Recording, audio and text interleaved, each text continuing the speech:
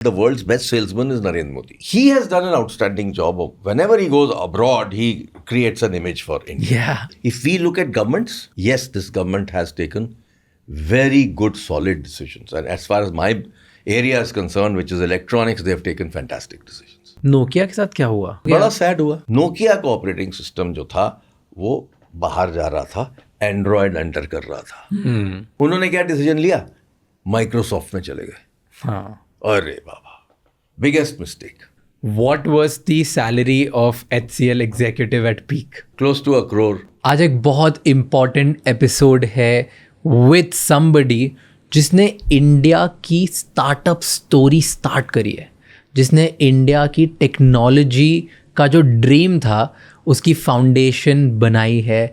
The co-founder of HCL mister Ajay Chaudhary. हमने बात करी कि एक छोटा सा इंसान बड़ी कंपनी कैसे बना पाता है, क्या क्या चीज़ें करते हैं जिसकी वजह से एक कंपनी में हर इंसान आपकी रिस्पेक्ट करने लग जाता है.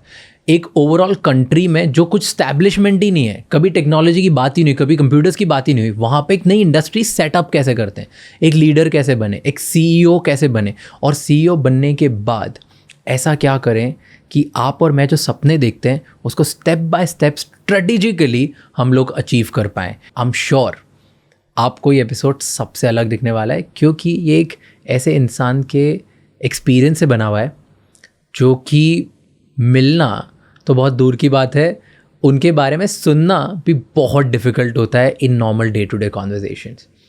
एंड इफ़ यू फील कि पॉडकास्ट बहुत लंबा है, go subscribe our Raj Shamani clips and Raj Shamani shorts channel, क्योंकि वहाँ पे हम बहुत छोटे छोटे टाइम में छोटी छोटी क्लिप्स में आपको एक बेटर लीडर बनाने की कोशिश करते हैं. Enjoy the show.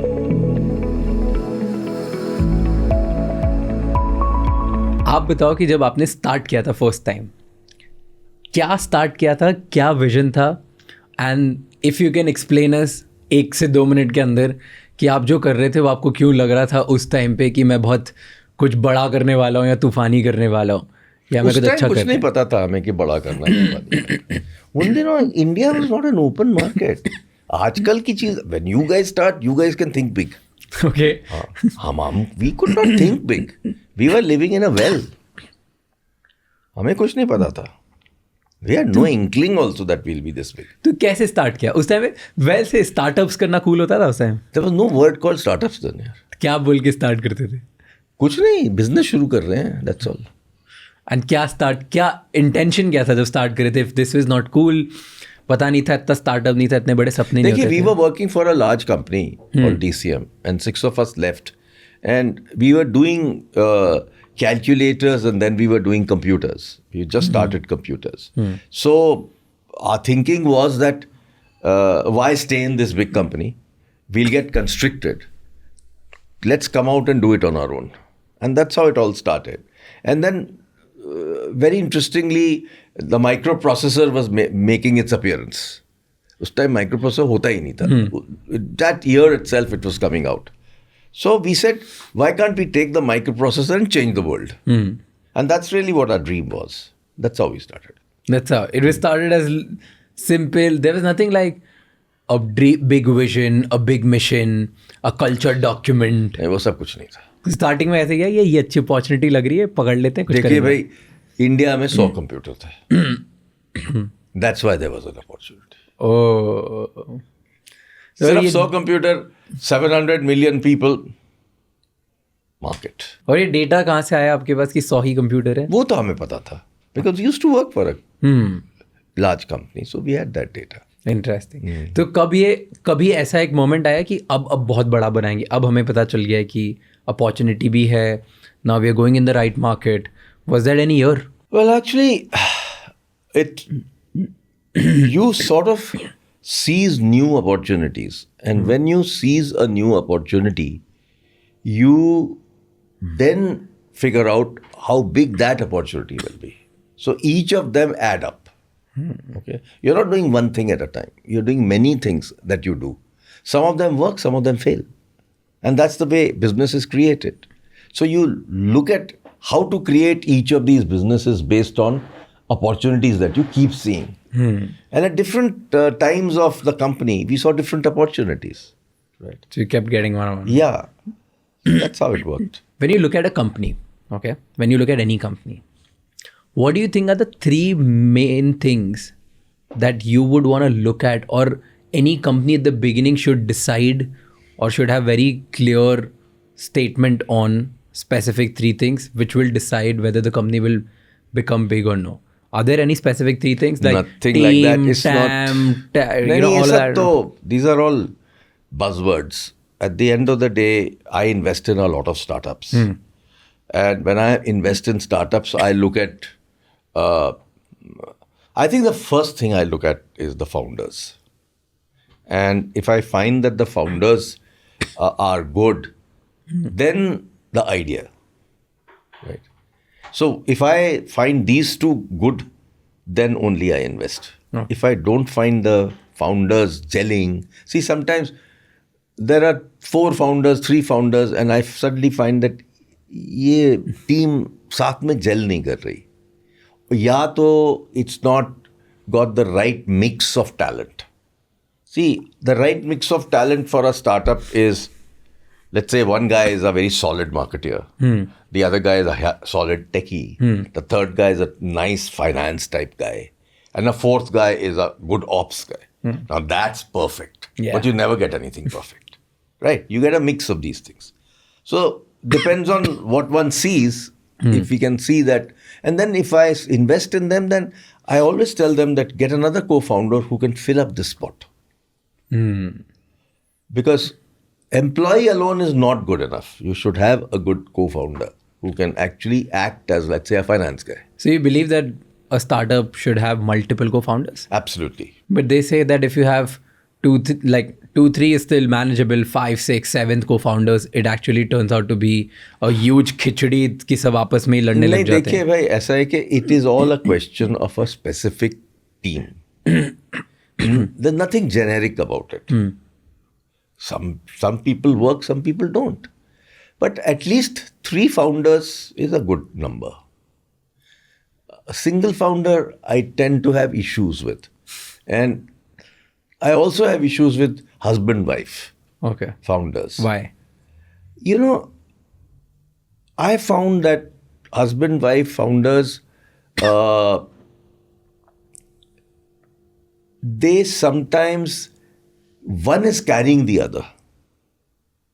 So if the woman is the main founder and she has a husband, she's literally carrying him along. In the other case, the same thing happens, that the guy carries her along. It's created to create a private limited company के 2 बंदे हैं, 2 directors हैं. It's not necessary that they are both very good. But I have found some of them who are very, very good. It's not that everything is, generalized. Of course. There are exceptions to the rule. But I always watch out for some of these things because single founder, I find that people tend to not worry about their investors. They create what we call a lifestyle company. A lifestyle company is where a single owner or founder decides to create a company, does things, and doesn't need to worry about growth or profitability, because all he needs to worry about is his family and his salary and amount he earns and she earns. That's it. It becomes lifestyle. So they don't grow. For an investor, it's very important that they grow. Interesting take. I've never thought of single founders as that. No. We deal with this thing day in and day out, because we have invested in hundreds of companies from Indian Angel Network, and I'm on the board. And we invest regularly. साल में हमारे पास 8-10 हज़ार applications आती हैं. उसमें से हम लोग 1000 सेलेक्ट करते हैं, फिर उसके इन्वेस्ट करते हैं 40-50. You see these kind of things. While you were telling me about the founders and what you look for, I was evaluating my own startup in my head. I was like, okay, I have a co-founder who's really good at being a techie and ops. His strengths are technology and operations. My strengths are marketing and finance. Yeah, so we're great combination. So that's the right combination. If you have these 4 pieces, you're good. We still have gotten other pieces, obviously, to solve, but that's the whole that background. That comes in the next stage. You can hire people to add on. At some stage, you can also have a co-founder. You can have somebody, you can keep some stock separately. Yeah. And get that co-founder in. Of course, we will at one point, obviously, as the company grows, we probably need to fill up a couple of other roles and shoes. So we've already kept certain level of equity aside for that. From day one, we are counting for that one day we'll have to give it away. 10% at least we should keep away. No, we've kept it. We've kept it aside to do it. And while you were talking about the couple founder, right? So there's one couple founder who I am very inspired by, and I've seen them closely working, and I feel they are one of the exceptions that you were also talking about, that they are Mamaearth founders, Ghazal and Varun. I know them. Right? They're exceptionally good. No, they're both very good. I really like them. And what I really like about them, and I've said so many couple founders, but specifically them, because every time you meet them, it feels like one complements other. That's the main important thing. If the complementarity is there, there's no problem. But if somebody is carrying somebody else, that's not a problem. Okay, how do you look at leadership? Because I feel in order to build a great company, you need to be a great leader more than anything else. Do you agree with that or no? Because you can get an operator to run the operations. You can get a techie to solve technology for you. You can get great investors to put it out, right? But if you're not the right leader who is actually getting every piece together and driving them towards one particular vision, I think the whole company falls apart. You see, there are multiple definitions of leaders. In my thinking, a leader is somebody who actually leads. And leads not just in one area, but in many, many areas. Leading by example is exceedingly important for a leader. If he or she does not have that built in, then you can't be a leader. The second most critical aspect of every business is sales, right? I always tell startups that if you have a CEO who's not a salesperson, you're going to fail. Chalo, hum succeed ho rahe. Thank you. Yeah, because at the end of the day, salesmanship is exceedingly important. Look, my book has a full chapter on salesmanship, and I call it the way of life. If you don't know how to sell, you really are missing out on a very important life skill. True. Every stage of your life, every part of your life, you're definitely selling something or the other. You're selling an idea, you're selling a trip. Like I talk about it in my book that once I wanted to go by bicycle from Jabalpur to Bhopal, I had to sell that idea to my mother. My mother would not allow it. She would say, damn it, something is going to happen to you on the way. What are you going to do? But you had to sell the idea, no? And all three of us who were actually taking this bicycle trip, we had to go and sell it to our parents, no? So each of these are different kinds of sales activities. You have to sell to your wife all the time. So, अच्छी बात है. I'm the CEO at my company and I'm hardcore into just sales. मैं salesman ही हूँ. मेरी company मुझे सब salesman बुलाते हैं. नहीं, देखिए भाई, अगर आप salesman नहीं हो तो leader हो ही नहीं सकते. नहीं हो सकते. I mean, I had a lovely startup 4 years ago. We were working, everything was working fine. But then I told the guy, he's a brilliant IIT technical guy, and he was capable of selling, but he didn't know how to sell. I told him, I'm going to get you a very good coach who will teach you how to sell. When you're right away, you should get that coaching done. नहीं सुना मेरी बात. Then they suffered like hell. तो okay, आज हम जब बात कर ही रहे हैं तो सेल्स के बारे में बात करते हैं, थोड़ी सी एक्सपैंड करते हैं. आपके हिसाब से सेलिंग क्या है और कैसे हर इंसान एक अच्छा सेल्समैन बन सकता है? जितने लोग ये देख रहे हैं, बिकॉज हम लोग हर बार ये सुनते हैं कि सेल्स बहुत इंपॉर्टेंट है, एंड मैंने भी लाइफ में बहुत देखा है.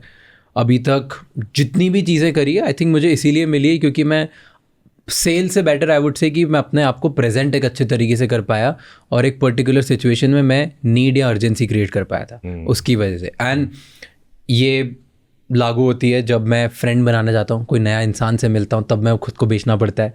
जब मैं किसी इन्वेस्टर को कन्विंस करता हूँ, बेचना पड़ता है।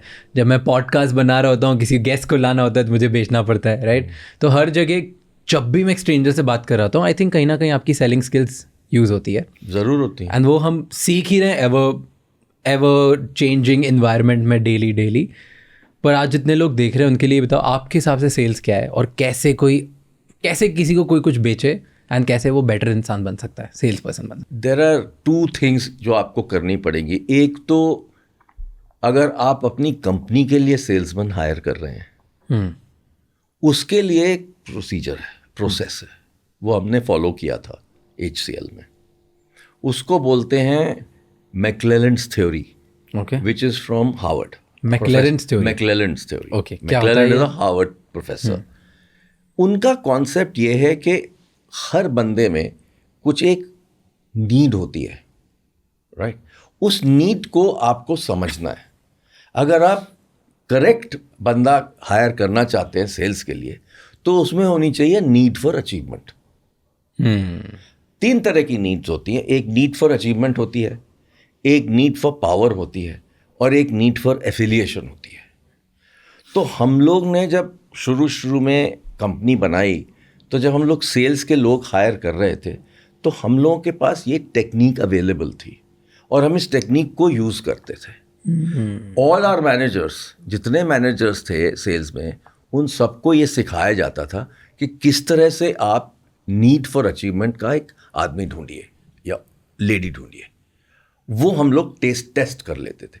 टेस्ट बड़ा सिंपल था। हम कुछ फोटोग्राफ्स लेते थे, उन फोटोग्राफ्स को लोगों को देते थे और बोलते थे इसके बेसिस पे एक कहानी लिखिए। और जिस तरह से वो लोग कहानी लिखते थे, उसमें जो वर्ड्स यूज़ करते थे, उससे हम लोग को पता चल जाता था कि ये नीड फॉर अचीवमेंट वाला बंदा है, या नीड फॉर पावर वाला बंदा है, या नीड फॉर एफिलिएशन वाला बंदा है। जो नीड फॉर अचीवमेंट वाला होता है, वो अलग ढंग के वर्ड यूज़ करता है कहानी लिखने में, और उसको हम लोग पकड़ लेते थे कि ये नीड फॉर अचीवमेंट का बंदा है। और अगर आप नीड फॉर एफिलिएशन देखें, वो एफिलिएशन वाले बंदे जो होते हैं ना, वो आपके साथ अच्छी खासी दोस्ती कर लेंगे। हाँ, आप कस्टमर हो, मैं सेल्समैन हूँ, आपके साथ दोस्ती अच्छी कर लेंगे, पर बेचेंगे कुछ नहीं। ओके, तो वो इज नॉट गुड इनफ।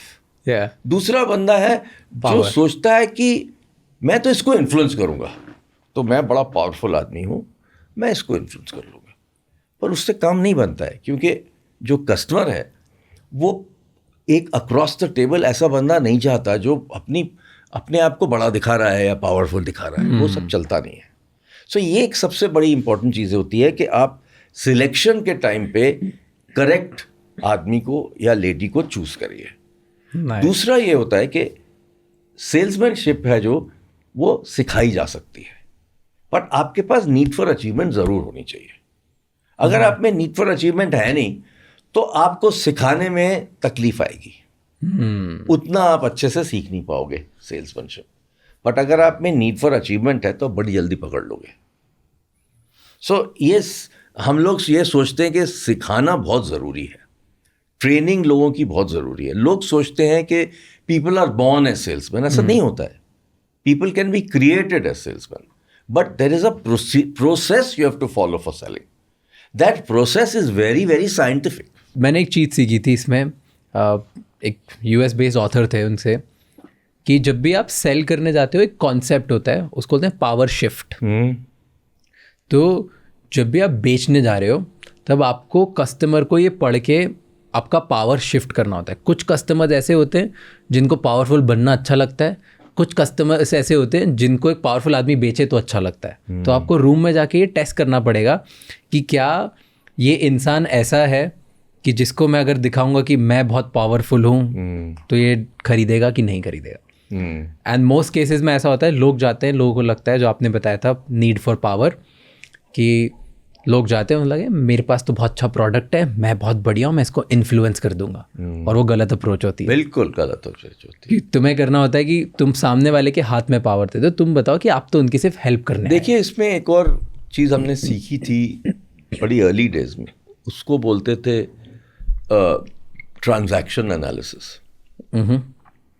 और ट्रांजैक्शन एनालिसिस सेल्स में बहुत इंपॉर्टेंट होता है। क्या होता है? तो उसके 3 लेवल्स होते हैं ट्रांजैक्शन एनालिसिस के। एक होता है पेरेंट, एक होता है एडल्ट और एक होता है चाइल्ड। अच्छा। और इसके ऊपर बहुत सारी किताबें लिखी गई हैं। मेरे ज़माने में एक किताब थी I am okay you are okay.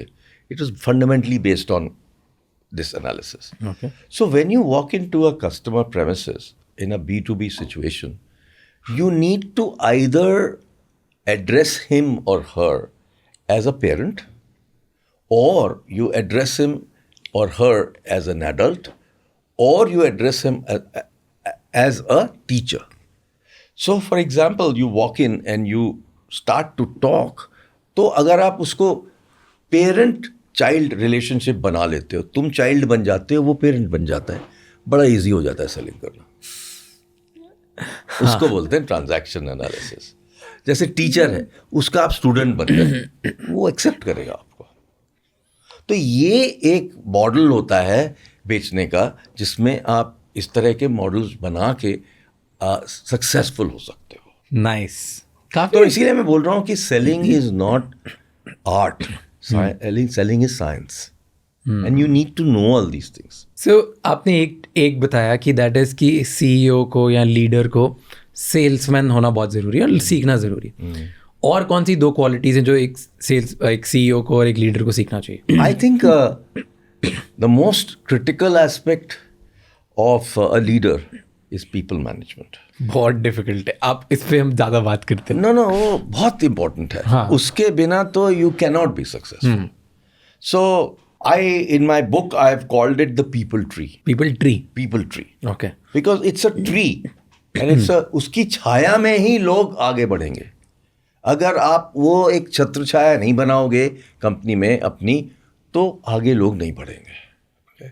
और वो उसमें हर तरह की चीज़ें ऐड करनी पड़ती हैं। और the most critical aspect of creating an organisation जो आपको डिलीवर करे, उसका सबसे इम्पॉर्टेंट चीज़ ये होता है पैसा नहीं। पैसे से कुछ नहीं होता। हम आपको बताएं, मेरी जो हार्डवेयर की कंपनी थी, हमारी मार्जिन्स बहुत कम थी। हमको वॉल्यूम बेचना है, हमको नंबर्स लाने। अगर हम नंबर्स नहीं लाए तो हम पैसा नहीं बनाएंगे। सो लो मार्जिन में हम एक्सपेंसिव लोग अफोर्ड नहीं कर सकते थे। तो हमारी जो सैलरीज होती थी वो होती थी मिड लेवल पे। एकदम लो नहीं होती थी, एकदम हाई नहीं होती, मिड लेवल पे एवरेज सैलरी। उस एवरेज सैलरी पे for 6 continuous years HCL was the most loved company among employees, number 1 in the country. Why? Because the involvement that we created of people, the connect that we created of the people with the company was phenomenal. And we did so many things to make it happen. तो उससे जो connect बनता है वो life long बनता है।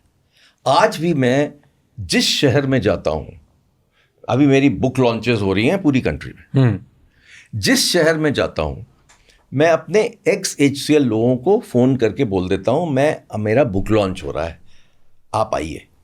वो ये सिर्फ नहीं बोलते कि हम आएंगे, वो बोलते हैं आपको क्या हेल्प चाहिए। आज तक 15 साल बाद जब से मैंने HCL छोड़ा है, करीब 30 साल पहले के लोग भी आज मिलकर भी प्यार से मिलते हैं और कुछ भी करेंगे मेरे लिए। क्यों? क्योंकि जो मैंने कनेक्ट किया था उनके साथ, वो अभी भी अलाइव है और उनको याद है कि मैंने क्या कनेक्ट किया था। तो ये कैसे बनाते हैं कनेक्शन? उसके लिए बहुत सारी चीज़ें करनी पड़ती हैं। तो 1-2 कोई टिप्स दोगे, 1-2 चीज़ें बताओगे? देखिए, सबसे बड़ी चीज़ जो है वो मैंने फॉलो करी थी बड़ी early, which later on I learned is a concept, and I didn't know that concept existed. And what I used to do was that I would walk around the office very regularly, literally every day, and go and sit with somebody and have a cup of tea. Or go somewhere else and say, अच्छा Anil, how are things going for you? अच्छा ये बताओ यार, तुम्हारी जो बेटी थी उसकी पढ़ाई कैसे चल रही है? Now ये kind of thing which you create, which creates a connect, is very different. मेरे पास 2 क्वेश्चंस हैं, दोनों सिचुएशनल है इसी के ऊपर। एक लीडरशिप होती है जो I don't want to call it old और anything, let's say traditional way of leadership, very people oriented, जैसे जैक वेल्च कि आप जो बता रहे हो कि 80% आपका टाइम एम्प्लॉयज़ के साथ जाना चाहिए ताकि ज़्यादा आपके बेहतर बॉन्ड बना पाओ।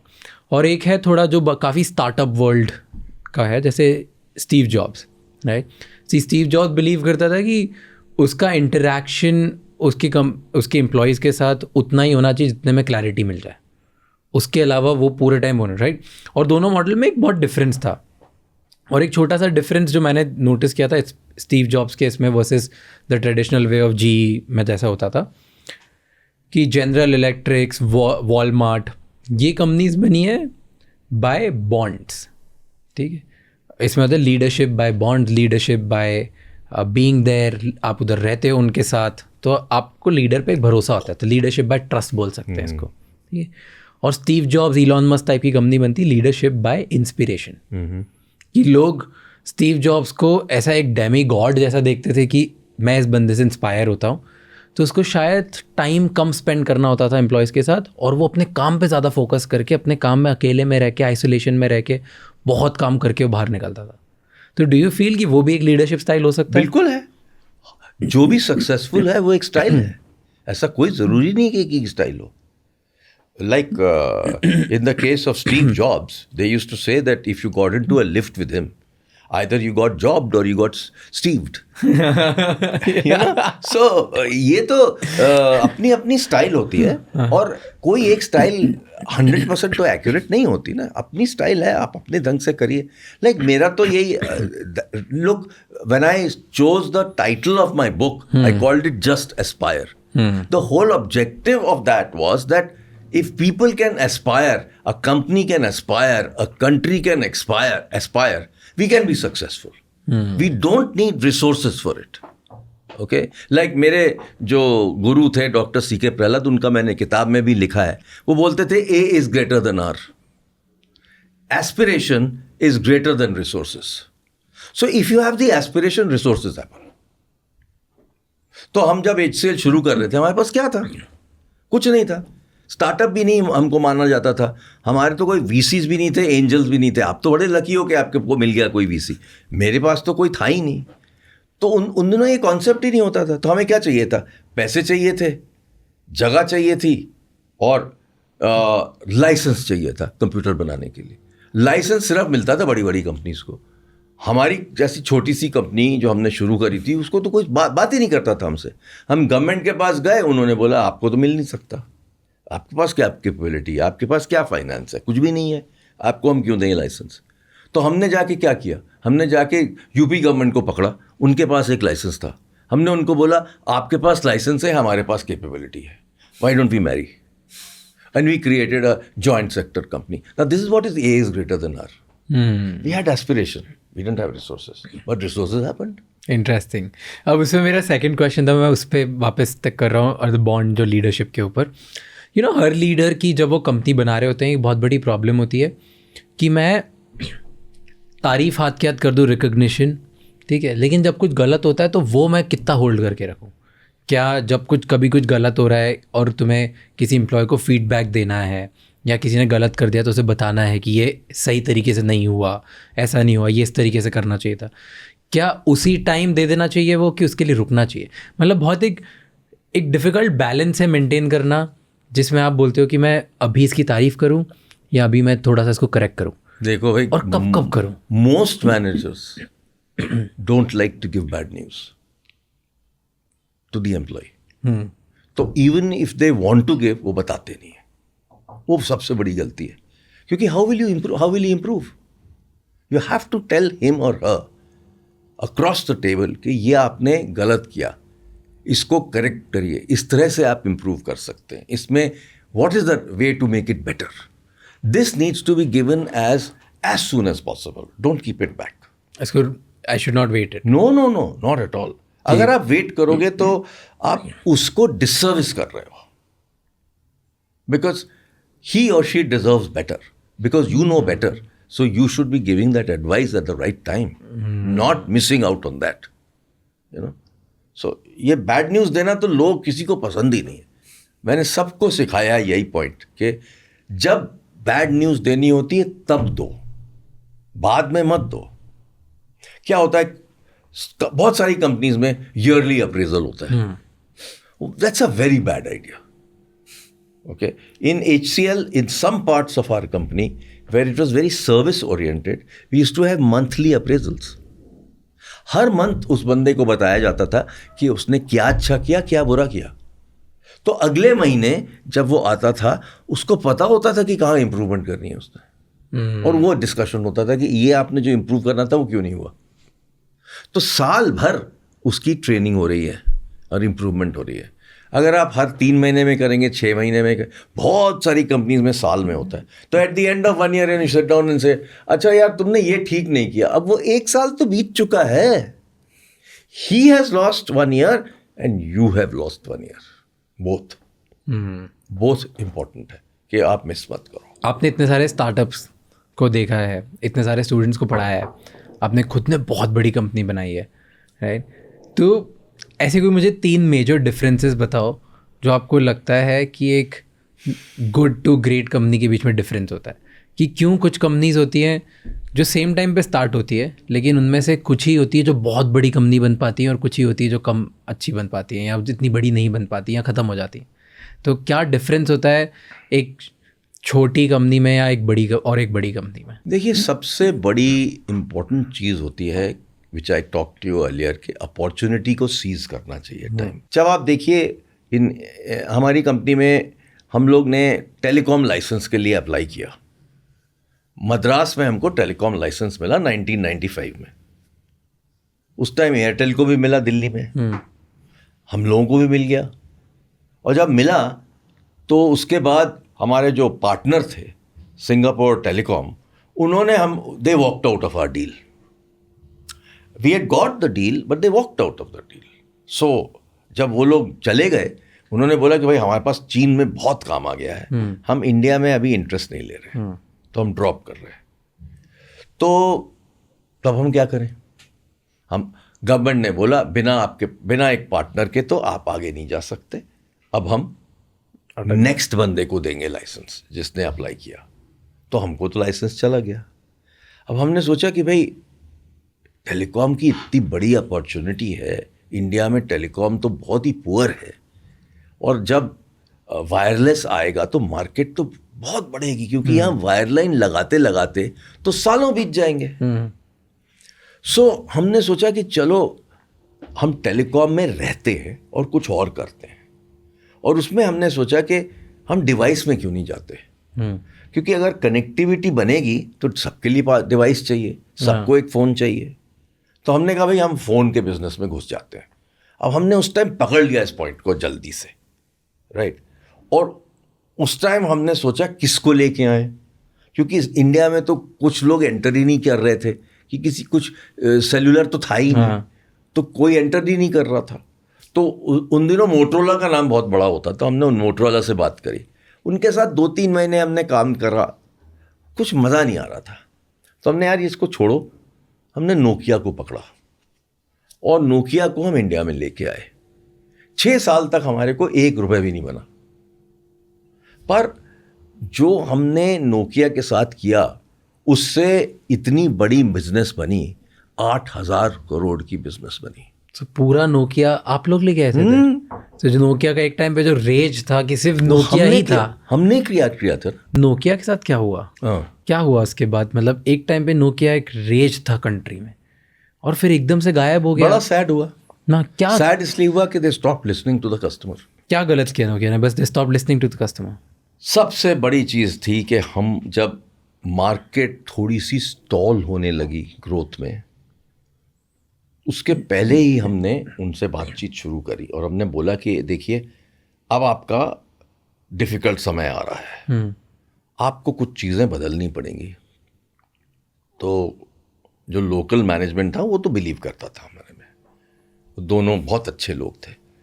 जो फिनलैंड के लोग थे, उनका चेयरमैन आया कुछ दिनों बाद दिल्ली, तो मैं उनसे मिला जाके। मैंने कहा देखिए बहुत सारी नई सर्विसेज शुरू हो गई हैं कंट्री में. जो कस्टमर है इंडिया में वो बहुत स्मार्ट है.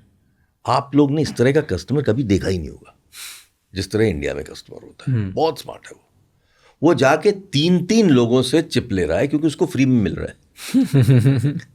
हर जगह से उसको 3 महीने 6 महीने फ्री मिलता था. तो नई नई सर्विस खुल रही थी, सबने अलग अलग चिप्स खरीद लिए, ले लिए जाके सिम कार्ड. और जो पहला सिम कार्ड जो रेगुलर था वो चलता रहा. दूसरा उन्होंने उसी फोन में लगा लिया. उस तरह का फोन नोकिया के पास था नहीं. कुछ लोगों ने, चाइनीज कंपनीज ने वो फोन शुरू किए, माइक्रोवैक्स वगैरह ने शुरू किए, उनकी मार्केट बढ़ गई. तो हमने इनको बोला कि भाई आप भी मल्टी सिम प्रोडक्ट लाइए इंडिया में इसकी बहुत ज़रूरत है. नहीं तो आप ये मार्केट गिरेगी, हमारी जो लो एंड मार्केट है वो ख़त्म हो जाएगी. तो बोलते हैं कि भाई हमारे पास तो ये प्रोडक्ट है नहीं. तो मैंने कहा नहीं है तो कुछ और करिए, कहीं से लाइए. कहते हम लोग नहीं करते ये सब. मैंने कहा देखिए हम जाके चाइना से या ताइवान से ये प्रोडक्ट ले आते हैं, इसको इंडिया में हम ब्रांड करके बेच देते हैं. HCL बोलेंगे या नोकिया बोलेंगे या HCL नोकिया बोलेंगे, जो भी ऑप्शन आपको पसंद है हम करने को तैयार हैं. या तो अगर आपको ये भी नहीं पसंद है तो हमारे पास टेक्निकल कैपेबिलिटी है टू डिज़ाइन अ फ़ोन, हम आपके लिए उस फ़ोन को डिज़ाइन कर देंगे. नहीं माने. नॉट इन्वेंटेड हियर सिंड्रोम था. उस सिंड्रोम में मर गए वो लोग. तो ये एक पहली चीज करी. दूसरी बड़ी गलती क्या करी कि वो अपने ऑपरेटिंग सिस्टम पे लटके रहे. नोकिया का ऑपरेटिंग सिस्टम जो था वो बाहर जा रहा था, एंड्रॉयड एंटर कर रहा था. एंड्रॉयड में गए नहीं. उन्होंने क्या डिसीजन लिया, माइक्रोसॉफ्ट में चले गए. अरे बाबा, बिगेस्ट मिस्टेक. वो माइक्रोसॉफ्ट तो बगी होता है, बड़ा होता है, चलता नहीं है छोटे मशीन्स पे. माइक्रोसॉफ्ट का तो सॉफ्टवेयर बहुत बगी होता है शुरू में. तो वो चला नहीं और उससे उनकी पूरी मार्केट शेयर खत्म हो गई world wide. 2 very big mistakes. So listening to the customer is very important. Android पहले नोकिया के पास आया था ना. देयर आर रूमर्स कि एंड्रॉयड थे उनके पास. कि कौन नोकिया से नहीं बात करेगा, मुझे ये बताओ. दुनिया में 50% मार्केट शेयर तो नोकिया का था. इंडिया में we were having 80% market share, but दुनिया भर में 50% मार्केट शेयर था. तो डेफिनेटली गूगल उनसे बात कर रहा था, माने नहीं. माइक्रोसॉफ्ट ने उनको कन्विंस कर दिया और माइक्रोसॉफ्ट में चले गए. बस खत्म हो गई कहानी. एक इंडियन कंपनी बताओ और एक US कंपनी बताओ जो आपको लगता है कि they are doing exceptionally good work. And अगर रीसेंट कंपनीज हो तो और बेटर. देखिए, if you look at global companies, I think one of the most amazing companies was Kodak, but the most disastrous company was also Kodak. क्यों ऐसे बोलते हो? Because they were far ahead in terms of inventions, but they did not pick up their own inventions on time. You look, they were in the film business, and their cameras never made as much money as the films did. खूब फिल्में बेचते थे, खूब बिकती रहती थी. आप एक कैमरा लेके जाओगे तो 4 फिल्में साथ लेके जाओगे, तो वो सब चलता था. At that time, they had a digital camera. They had invented the first digital camera. And for 10 years, they didn't sell it because it would have destroyed the existing business. And then somebody else came and destroyed it. The Japanese came in and destroyed it. So I have been to their, complete museum of inventions. It's just mind-boggling. So very interesting company, very different. India की कोई company? India की कोई company जो आपको बहुत पसंद है या बहुत interesting? Nothing sort of springs up like that. Uniquely, but if you look at which is the most gutsy company, it's Reliance. Why do you say that? Reliance takes very, very big bets, and for a country of our size, big bets are important. हम लोग as a country हम लोग छोटी चीजों में अटक जाते हैं जाके. अब आप देखिए, किसी भी एरिया में जाकर देखिए, we get stuck with at the lower end of the market. हमारे में वो हिम्मत नहीं है, गट्स नहीं है कि हम higher end of the market में घुसे. तो अगर आप सॉफ्टवेयर सर्विसेज देखिए, software services was a fantastic business when it started 20 years ago. It's still a fantastic business. But what's happened there? Margins have fallen. It's become commodity. Right? Everybody can do what we are doing. Yes, we can do it better. Yes, we have better marketing. Yes, we have 30% market share. But we are still at the low margin end of the business. So 10 साल पहले एक organisation बनी और उसको मैं बहुत admire करता हूँ.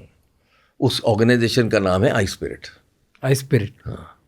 सो आई स्पिरिट ने क्या सोचा कि ये जो सर्विसेज वाले, see it was actually a group of people inside NASSCOM. Okay.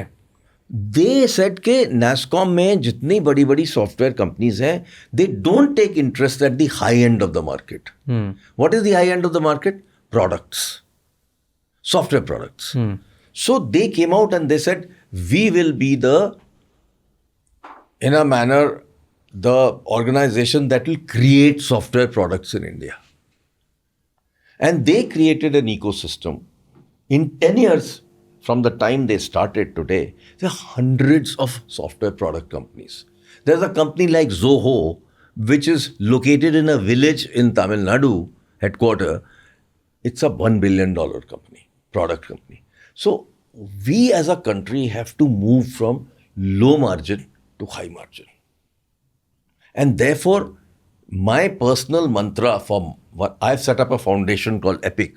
And my personal mantra for the country is that India should be a product nation. If we remain a services country, not creating products, if we just manufacture electronics where 4 या 8% का margin होता है, हम आगे कैसे बढ़ सकते हैं? हमें जाके बड़ी मार्जिन में काम करना है. इसलिए in hardware, my mantra which I'm telling the government, and I've written a white paper, it's been accepted, जिसमें मैंने लिखा है India must be a product nation. India must be a product nation in everything that we do. We should not work on just low margin business. And that's the big change we have to make as a country. I'm not just talking electronics, everywhere. So this is the kind of thinking that Reliance has. They want to be the largest in hydrogen. I mean, that's the right thing to do. It's a right big bet to take. So I think we need more and more people to take big bets. I hope Tata's take a big bet in semiconductors. They're talking about spending $90 billion. I hope they do. Because it's required for some of these large houses to take big bets. India is playing very big on hydrogen, right? Nitin Gadkari India ji is bhi isme playing bahut very khel- big on hydrogen. India is playing very big on electric also. We are the world's largest in two-wheelers. Electric. Yeah. So electric, Tata is playing big game. Hydrogen, Reliance is playing big game. So I think government is in favor of yes. both the sustainable energy. Yes. Very critical. We have to be the world leaders in sustainability. So, for example, I've been working from my foundation, I've been working on a concept which is the Consumer Affairs Ministry wants to take forward based on what Prime Minister Modi talks as life. Okay. उन्होंने life एक concept बनाया है, वो sustainability का concept है. तो उसमें we are working on a concept of making India having a policy in India which is a repair policy. Repair. Okay. Right to repair. Okay. Right to repair policy हम लोग बना रहे हैं country में. We'll be one of the largest in the world if we do that. And the first. तो क्या होगा वो? देखिए, अभी आप जैसे एप्पल खरीदते हैं या सैमसंग खरीदते हैं या कोई भी ब्रांड खरीदते हैं, उसकी जब रिपेयर करवानी होती है तो आपको सैमसंग के पास वापस जाना पड़ता है या एप्पल के पास जाना पड़ता है. Sometimes you have to wait, क्योंकि इमीडिएटली उनके पास पार्ट्स नहीं होते या सर्विस नहीं होती, जो भी होता है. तो और दूसरा ये है कि it's very expensive to get it repaired, right? All these brands. whether you look at phones or you look at cars. Yeah. If you have a Mercedes and you have to get it repaired, you're dead. Because the cost of parts is ridiculously high. एक tyre 1 lakh रुपए का है. तो ये problems को solve करने के लिए India is coming up with a right to repair law. And we have written the paper for the government from my foundation called EPIC. We have written the paper which is on right to repair in electronics. So it's a 150-page report that we have given to them. They are now going forward, and very soon a law will be passed in the country where every brand will have to give their spare parts, their circuit diagrams, everything has to be made available to anybody in the world, in the country. Right? And that will enable bringing the cost of service down dramatically. Our country, we can't afford to have, go to Apple, वो साला 5,000 रुपए charge कर देगा, 10,000 रुपए charge कर देगा. हर बंदा नहीं अफोर्ड कर सकता. I had bought a Samsung TV in Goa. Goa तो we are on the river. वो 1.5 साल में 2 लाख का टीवी बर्बाद हो गया. So I called Samsung and I said, भैया इसको रिपेयर कर दो. तो वो बोले मेरे को इसका तो स्क्रीन खराब हो गया है. तो मैंने कहा कितना खर्चा है? 80,000 रुपये. तो मैंने कहा ये रिपेयर का कॉस्ट है? No, you have to replace it. So why do you have to replace it? Why can't you repair it? We can't repair it. That answer was wrong. They can repair it but they won't repair it. I know a facility in Bangalore which will repair it for 5,000 rupees. वो करेंगे नहीं. ये लोग करते नहीं है because they want to make money from it. Okay, you have been in the system, you have been in the game of building business, of taking things forward since very long time. And I've seen a lot of governments and leaderships as well, right? Do you think there's something about the current leadership which is very different than the previous leaderships? Or do you think that at scale, mostly every leadership or every government is working in favor of the country and taking things forward? Or do you feel that this government, जो current है, they are very, very aggressive in taking things forward and thinking big and making India the biggest player in the world? Do you feel there's any difference कि नहीं वो हमेशा सही रहा था? देखिए, ऐसा तो नहीं है कि the Indian mind is useless. Indian mind, in my thinking, is the best in the world. Reason, you go to any university, our brownies breed the whites every time. Yeah. Right? वो first वो ही आता है. Brown बंदा ही आएगा first. There's a common joke also, ना spell bee competition होता है बच्चों में, वो Indian ही लेके जाएगा, brown ही लेके जाएगा. तो ये एक issue है, which, as a result of which I think there is a lot of capability in us, and we should respect that capability, and that is the capability that will carry us forward. Okay. So if we look at governments, yes, this government has taken very good, solid decisions, and as far as my area is concerned, which is electronics, they have taken fantastic decisions. For the first time, we are doing exactly what we should have been doing 25 years ago. I wrote many reports for the government, and I kept saying that the electronic import bill of India will be higher than the oil bill. Nobody was listening. All that the politicians used to do or the bureaucrats used to do is to repeat my line. And then somewhere it got dropped off. Now it's happening. Electronics is really happening. We are exporting electronics today, which should have been what we should have been doing many years ago. So I think this government has done very good work. It's not that earlier governments did not. Like Aadhaar was created at the time of Congress. But who took it to its absolute end? Peak. This government. Because through Aadhaar they delivered money to the farmer in 1 minute. Okay.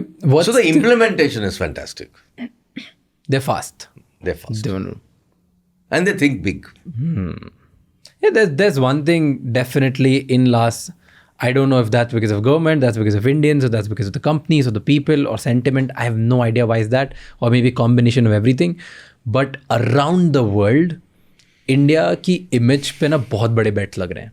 Like everybody started seeing India as a positive, big, emerging economy जो अब लोगों को लग रहा है कि it's no more small. मतलब नहीं, अब वो हमको तो डेवलपिंग कुछ नहीं वो है. तो definitely It's a हुआ big है. game. The brand जो हमको मिली है ना अभी पिछले 5 से 10 सालों में, it's crazy. देखिए, the Indian brand has been created by many Indians. हाँ. It's not just that it's created by Narendra Modi. Exactly. See, Narendra Modi has done an outstanding job. And I write in my book also that the world's best salesman is Narendra Modi. I have no problem writing that. But he has done an outstanding job of whenever he goes abroad, he creates an image for India. Yeah. I mean, the number of people who come to hear him is just phenomenal. Exactly. And this whole concept that they've created, which is of course like a cadre, the RSS cadre, which is friends of BJP, is amazing. They just gather people in droves and they come to listen to him. Yeah. That's part one. But there's part two also which got created. The Indian mind has been recognized globally. Yeah. So software created that. The scientists created that. The researchers created that. A government organization like ISRO created that. We are leaders in space. So we are leaders in nuclear, right? We have done a lot of work in these areas despite sanctions against us. You see? So I think it's combination of lot of things. It's a combination of lot of things. So last question मेरा आपसे पूछना है ये. Actually 2 second last है क्योंकि last तो हम सबसे सेम पूछते हैं. तो लास्ट क्वेश्चन है कि आपने जब स्टार्ट किया था तब के इंडिया में और आज के इंडिया में क्या क्या डिफरेंसेस आपको दिखते हैं? क्या अच्छी चीज़ें दिखती है और क्या चैलेंजेस दिखते हैं यंग एंटरप्रेन्योर्स के लिए स्पेसिफिकली? देखिए, जब हमने शुरू किया था तो there is nothing called a startup, as I told you. ना तो वीसी होता था, ना एंजल होता था, ना पैसा होता था, ना कुछ होता था, ना एनवायरनमेंट होता था. Government was not interested in छोटा मोटा कंपनी लाइक आर्स. तो वो तो एक अलग ही ज़माना था. वो हमसे बोलते थे कि भाई लाइसेंस लाइए और लाइसेंस से ही काम करिए. वो सब अजीब सी चीज़ें थी उन दिनों. We were a closed country. We had a closed mind. We had very socialist thinking and we were living inside a well. That's exactly what we were as a discussion. Customers में कुछ difference देखा उस time पे और इस time आज के customers में? नहीं, कस्टमर्स तो कस्टमर्स ही है ना. I mean, वो भी उन दिनों भी कस्टमर्स बड़े नॉलेजेबल होते थे. ऐसा नहीं है कि गधे होते थे, बिल्कुल अच्छे होते थे कस्टमर्स. कस्टमर्स में ऐसा कुछ नहीं, but the capability of those customers today, because of what we discussed earlier, that availability of information is phenomenal today. So the customers those days, you could easily घुमाओ them because you knew more than them. अब नहीं कर सकते आप. तो वो change तो हुआ ही हुआ है. The other major change that has occurred today for a startup is that the environment is fantastic for startups today. The government has a startup scheme. All kinds of funding is available. Lots and lots of incubators are there. Lot of angels are there who are willing to mentor. Lots of VCs have come in. Funds are available at every level of your growth. You can start from seed funding, angel funding, VC funding, VC A, B, C, D, E, F, G, सब है. And then you have a छोटा stock exchange where you can go for a IPO or a बड़ा stock exchange where you can go for everything is available for funding. So that's a very, very major change. The second thing that's happened is that the technologies available today to create a company themselves are totally different. You see, today you have so many things going for you in terms of what you can learn, what you can do, what you can create, and the market has expanded dramatically. There's so many new verticals. Yeah.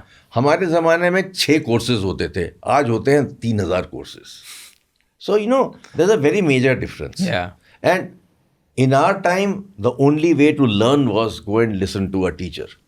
Today, the learning model has totally changed. I mean, you can learn from any professor anywhere in the world. Yeah, Why do you have to listen to your boring professor in your college? You can go to an MIT professor and learn from him online. Or you can learn through this podcast. Yeah, so many options are there. So I think the market has totally changed. And what has also happened is that failures are also accepted. हमारे ज़माने में failure accept नहीं होता था. आपने company शुरू करी, fail हो गई, आपकी तो छुट्टी हो गई. अब वो कहानियां बंद हो चुकी हैं. अब तो if you have actually failed in 2 startups and then go to a VC, he'll respect you. So these are very major changes that have occurred, and the market is so much bigger of everything that you can think of. So you need to find where is that little noise that you can convert to a signal. And if you can spot that on time ahead of everybody, you can make it. I feel एक बड़ा change आया है, that is the trust. People in India, now they've started trusting in new brands. They've started trusting new people. पहले बड़ा trust deficit होता था. तो इतनी आसानी से trust नहीं करते थे. Experimentation has become the name of the game for Gen Z. Yeah.